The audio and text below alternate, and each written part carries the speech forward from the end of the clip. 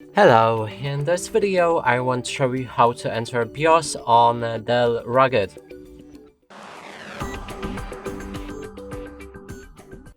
And to do this, first we'll need to power off our tablet, so click on the power key and shut it down.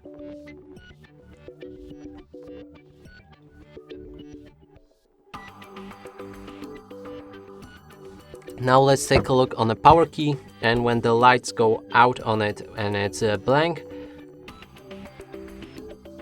then we can press on it to power on our tablet, and after doing so, keep pressing on the volume up button, like I'll be doing in a second.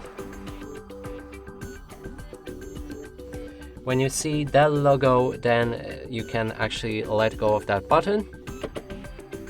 And here we are at the UEFI boot.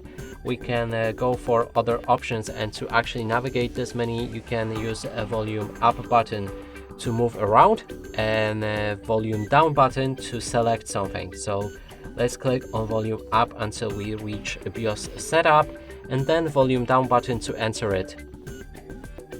Inside you can find all of the options regarding your BIOS. And that's it for this video. Hope you like it. Please consider subscribing to our channel, leave a like and a comment below.